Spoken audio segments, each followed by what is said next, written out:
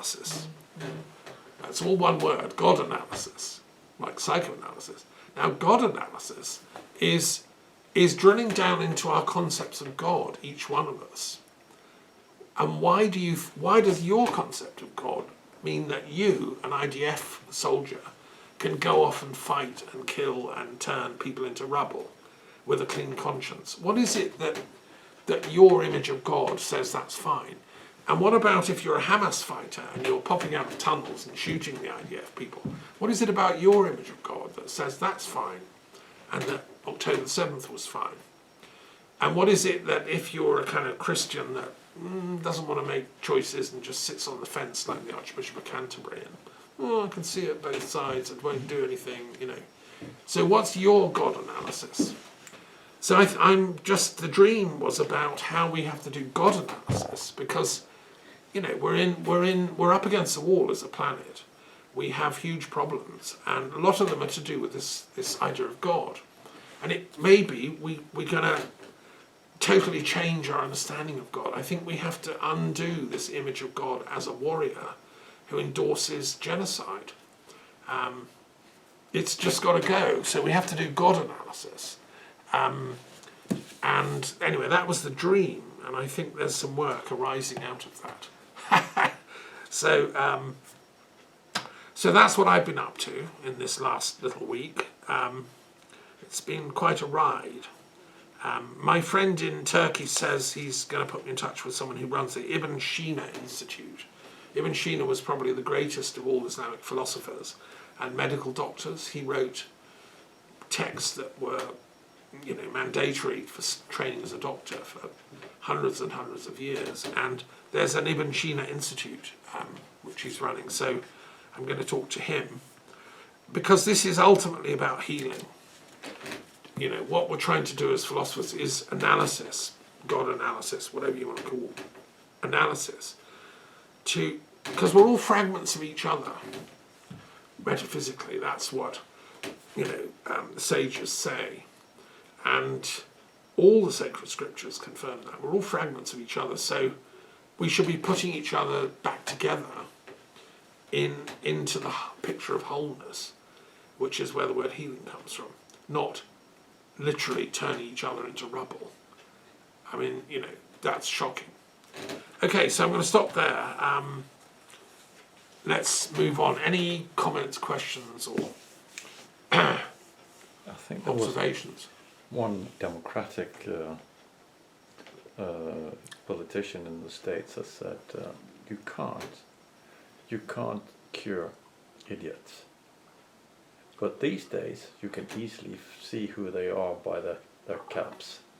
Oh, right. He's from the Democratic Party.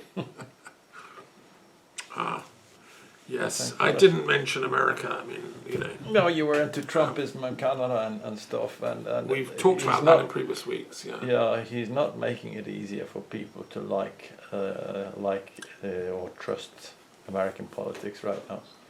They're supposed to be our allies and our friends, and there's nothing anywhere that says they actually intend to be that for the next 3.5 years. I think one thing that I didn't mention but it's worth pointing out is that you know this, that the American government, I think there's a chap called Rubio, apparently the Secretary of State, Foreign Minister, has banned Palestinians from going to the UN for the General Assembly meeting. Yeah. So the UN has taken a vote, and every single nation apart from Israel and the US have agreed to relocate the General Assembly meeting to Geneva in Europe. And that is confirmed now. That will be happening. It is confirmed, yeah. And I think that's real progress. I think America, it's not fit to have the UN headquarters there. Nope. Certainly not for this General Assembly, which is a very important one because Britain and France and other countries are going to recognise Palestine. And to say you can't send Palestinians there, it's just, it's adolescent nonsense. As you said, you can't fix stupid, but you can recognise them on their caps. Quite. So I think America's about to lose the UN.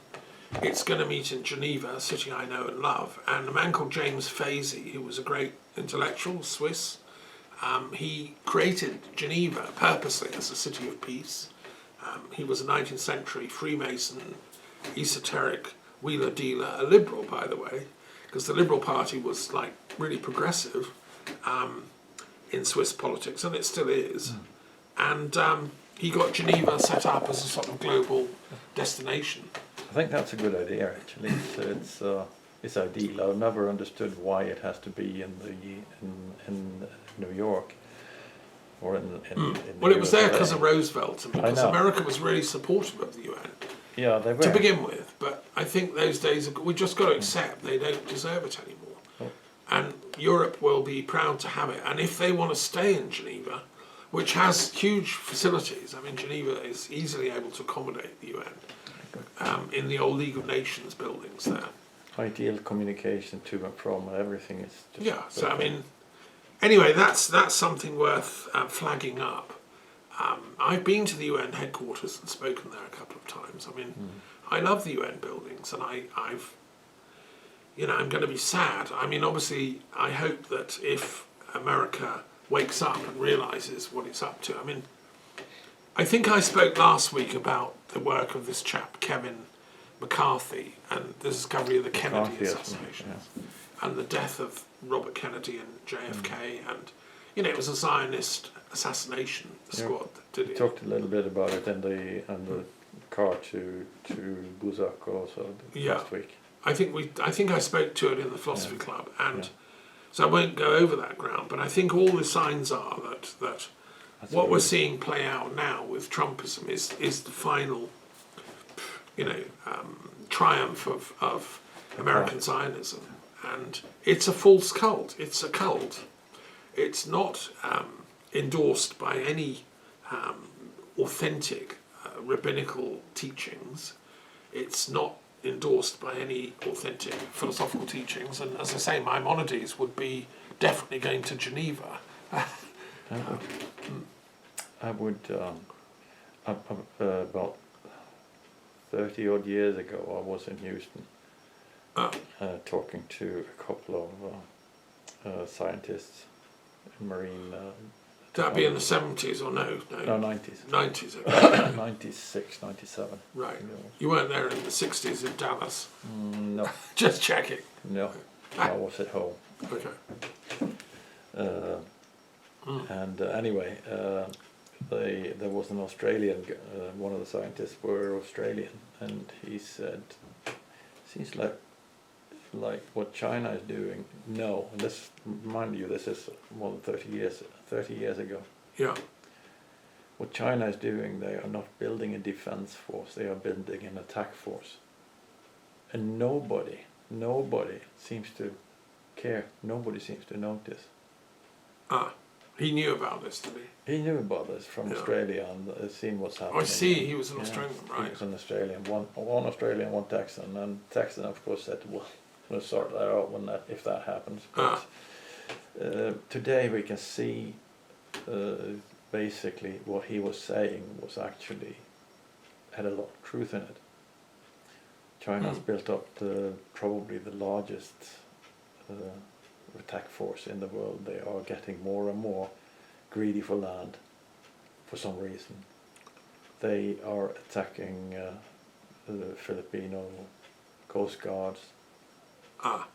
That's unfortunate. They're fighting the Japanese for property of island South China Sea. It's all theirs. Well, and then there's the Taiwan issue, and I mean, I'm in touch with Chinese scholars and philosophers and academics, and one of them publishes a journal on peace studies in Nanjing University, which is going to publish one of my papers on peace studies. I think the mainstream Chinese want a moderate diplomacy. I don't think they're going to go to war tomorrow with anyone. I think they're watching with absolute shock and befuddlement at the Trump nonsense. I think, just to say that China has just endorsed the Saudi Arabian-French plan for peace in Israel, Gaza, Palestine, the two-state solution. Macron got the Saudis and loads of other countries to sign up. They had a big conference in New York in July, which is, I think, a very good thing. They issued a declaration. Now, China has said in the last couple of days, we sign it, we support it, we endorse this. We want peace diplomacy, not. So I don't think that. I think the Chinese position is yes, we have a strong defence force if you attack us or cause trouble, but I don't think they're going to be launching aggressive wars. I think they will defend themselves if attacked, and only an idiot would attack China, really. Well, in my opinion. There you see, they got the red hats. I know that Steve Bannon, who's one of the brain-dead people behind the whole MAGA thing, a sort of neo-fascist guy, has been bashing on about China for years and wants to take them out, come on, man. They're like a quarter of the world, you can't do that. We should be talking philosophy to our Chinese cousins and Japanese, and Asia's amazing. One of my best friends has just spent time in Vietnam. Says it's a flourishing, amazing culture. Yeah, it seems to be a fantastic country. Yeah, it's survived the horrible war and it's bounced back. So that's why I propose that peace is the solution, not war. Yeah, just like Trump says, he keeps on. Well, he's half right. This is the joke about Trump. He's such a buffoon. He's sort of half right, but the half that's wrong is so wrong. He's ended 7 wars. So add up by the week. Yeah, that's New Yorkers for you. So I think Geneva-style diplomacy is important. Better. UN should come home, really. Yeah. Right, let's do a periodic table then. I saw a number 139, I think it was. Yeah. Was it? Yeah. Which one? 139. 139. Christian shamanic Ah. and miscellaneous. Okay. Yeah, so can I have the thing briefly? Sure. This is one of the blue ones down here, where you've got the Christian in 2 slots, and I did that purposely because Christianity is both very old, but it's also quite new, and roughly the table comes down. The very oldest is up here, and then the more modern is down here. So Christianity is both new and old. And shamanic Christianity is a very interesting thing because it's a sort of new thing that's come up, but it's the oldest of the lot. Because shamanism is like the first box of the entire table. Shamanism is the primal religion of humanity. We're all descended of shamanic people. And it was, this was brought home to me when I read the amazing work by Mircea Eliade, the Dean of Religious Studies at Chicago University, a Romanian intellectual. And he wrote this huge 500-page book on shamanism, going into all the shamanic cultures in Africa, Central Asia, where the term arose, in the Americas, and in Europe. And underlying all the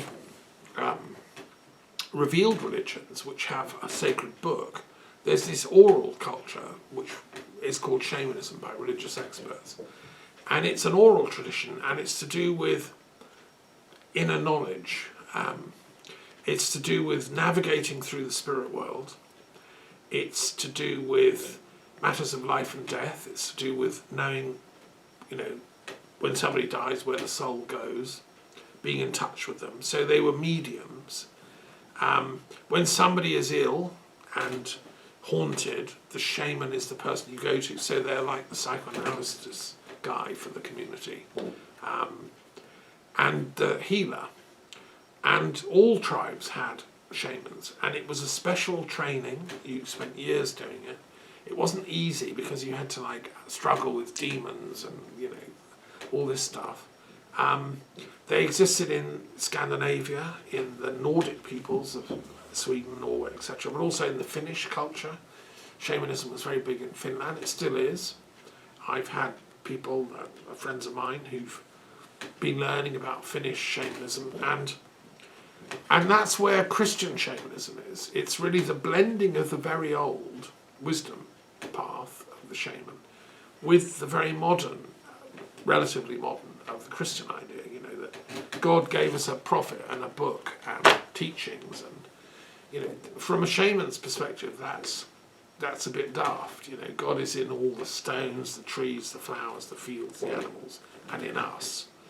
And of course in all the books, but not in just any one book. So, so that's what this is about. And there's a chap who is the dean of a university in somewhere in like Arizona, who's written a book called Shamanic Christianity, which I have here. And he argues that, you know, people like St. Francis, if you look at the great saints of the Christian tradition, they often worked with nature. They were comfortable with the poor, with spirit, and they often had experiences that we would call shamanic. So there's lots of interesting people in this section. I remember as a young man I was reading Carlos Castaneda, who was a anthropologist who went down to meet and learn from a shaman in Mexico called Don Juan. And he wrote up these amazing books, which as a young man, 16, 17, you know, it was like, wow. And that inspired and influenced me as a young man. And then discovering American Indian culture through my travels there and studies. People like Sequoia and Deganawida, they were shamans, these people. But they were wise, and Sequoia said, we haven't got a quarrel with Christ. We love Rabbi Yeshua. What we don't like is the way these so-called Christians are behaving. They're not living up to the teachings of their own sage. So shamanic Christianity is about honouring Jesus, honouring the saints, honouring the church, but honouring the bigger church of nature and of the universe that we all come from. And I just want to end this with one little thing I've discovered this week. If you've been listening to my philosophy club, I've been puzzling over the mathematics of ancestors. Because one thing that shamans do is ancestor worship. It was absolutely central to all the ancient religions and prehistoric faiths. That's why they bury their dead so carefully, why they build shrines, temples, why they built long barrows in Britain, the Druids did, because it's part of ancestor worship, you know. Now, I wanted to know the mathematics of this. When I wrote my book on mathematics and religion, I was asking, well, how many ancestors have we all got?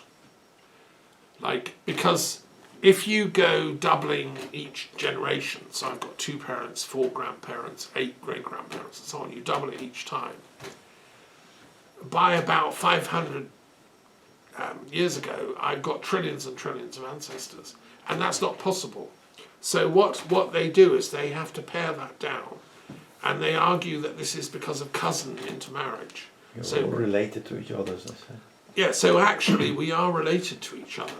I mean, we're probably distant cousins, you know, going back. And most people are on this planet. And that's why the American Indian sages say Matakuyasan, which is their equivalent to Amen. Matakuyasan, which means we are all related. It's the Sioux blessing at the end of a prayer, Matakuyasan. We're all related. And so I've been trying to work out, well, exactly how many ancestors have I got? I still want to know. So this is where AI is so brilliant. So I asked AI, I said, and we had a conversation, you know, exactly how many have I got? And we'll go back to 10,000 BC, I said. We won't go back to, you know, further than that. 10,000 BC cut off. How many ancestors will I have? And it did the maths, it computed them all. And it worked out that each one of us alive now has, and this is a conservative estimate, it did all the sums, it said, and you add them all up, so this includes your grandparents, your parents, your great-grandparents, all the way back to 10,000 BC. Each of us has about 500 million ancestors, if you aggregate the totals, right? Okay, so I've got 500 million ancestors. So if I'm a shaman doing ancestor worship at my altar, I have to honour 500 million people, and we all do. And then I asked, because I'm trying to visualise what does that look like, and I asked the AI, okay, imagine that's 500 million trees in a forest, and centred on my village. How big a forest would it be? And of course it can work it out. It said, do you want them spaced really close, these trees, or do you want them spaced apart? I said, no, spaced apart so I can wander around. Okay, 7 metres apart.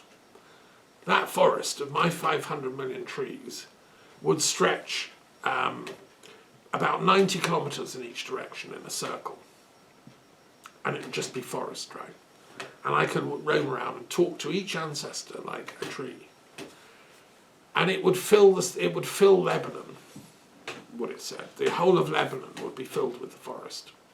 And each one of us, that's 7 billion people on this planet, has a forest of ancestors, 200 kilometres in diameter.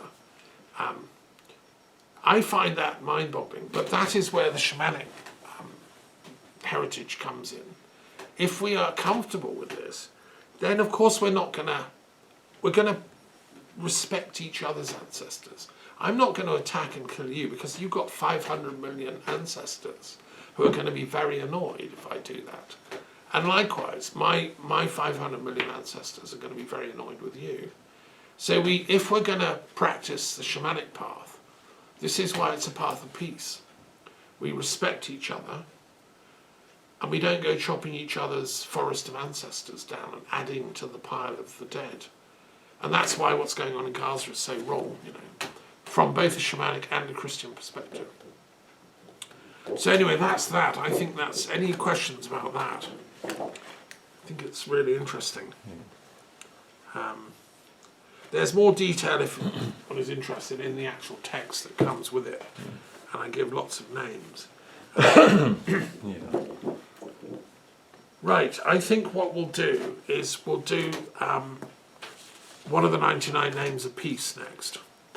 And by the way, talking about shamanism, the moon is very important in ancient cultures.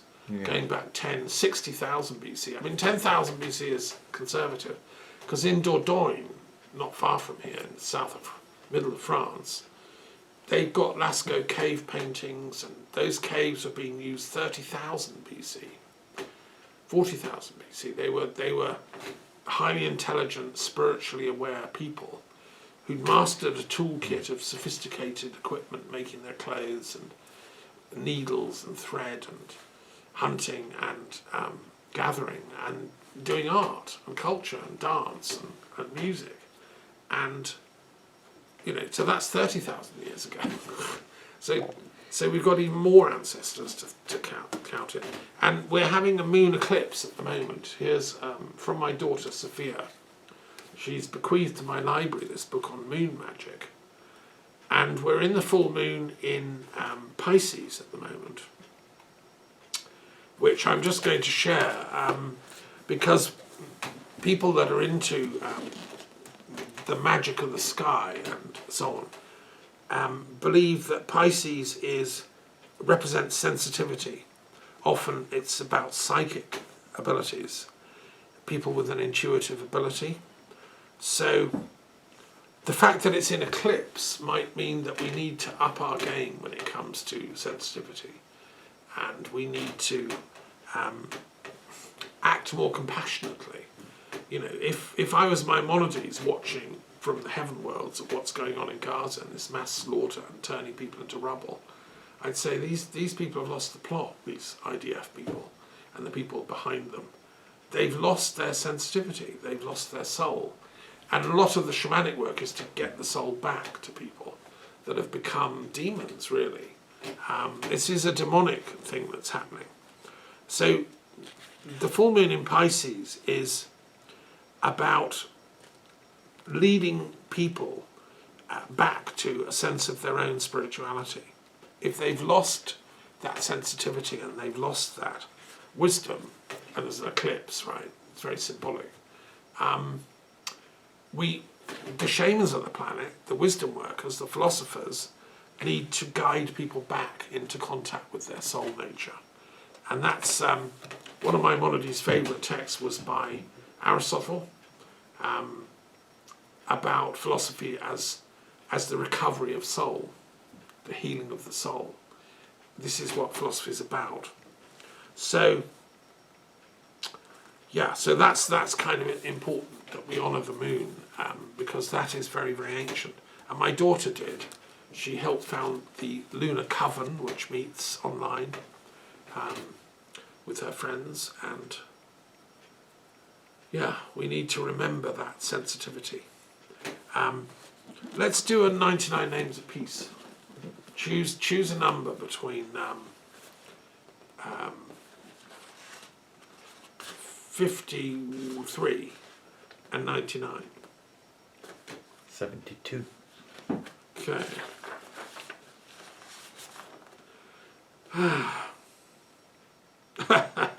I love this project. So this is the Languages Albanian, which is a fascinating language. Mother Teresa was from Albania, from Skopje, which I've been to, one of the great Christian saints of the 20th century. And Albanians are both, there are many Muslims in Albania, many Christians. She was obviously a Catholic Christian. And I've explored the Balkans in some depth. I did part of my degree on the history of the Balkans. And it's, you know, an extraordinary place, which I talk about in the section on language. The project is, number 72 is, and this, I don't think this project would even been thought of up until recently. So universities have been going in Europe since about 1200, 1150, 1180. University of Paris, Oxford immediately soon after, Cambridge, and then other ones coming up, Vienna, Naples and so on, and the first one in Germany at Heidelberg. So these universities, they granted doctorates to people who were worthy of that and who passed an exam, both written and oral. For instance, Thomas Aquinas had to pass his doctoral exam to be worthy of teaching theology, right? And the custom was you then gave a sermon. After you if you passed, you passed. And then you had a service and you gave a sermon. And I've read Thomas Aquinas' sermon about what it meant to be a teacher. I recommend it to people. So this project is called Universal Catalogue of all doctoral theses in all universities worldwide since 1200 AD. Now, you see, each university, let's say Oxford, has a record of all the teachers who qualified and got a doctorate there in law, medicine, theology, philosophy, or whatever. London, which is a relatively new university set up in the 1830s, that's where my doctorate comes from. We have a record there of all the PhDs and all the doctorates in other, like law and stuff. And copies of the actual thesis are kept in the library. That's the custom in these universities. Same with the University of Naples or the University of Oslo or Cambridge or whatever. Now, a lot of these are now online. Right, so for the first time in history, we can actually contemplate making a catalogue of all the theses. It would be an electronic catalogue online. Big book. Well, it wouldn't. It would be an electronic thing, right? So all the universities in France here, Paris and so on, we've got records going right back to the University of Paris days. Like Aquinas got a doctorate from the University of Paris. The research project is to catalogue them all. Get in touch with all the universities in the world and say, hey, have you got a list of all your doctoral theses? You know, and what were the titles? Do you have a summary of the contents? And this would extend to non-Christian universities. So the Islamic world has universities in Cairo, famous university there, in Fez, in Baghdad. There are universities in the Indian culture. We know there were great Buddhist universities, but I think those records have gone because those universities were shut down, sadly. In China.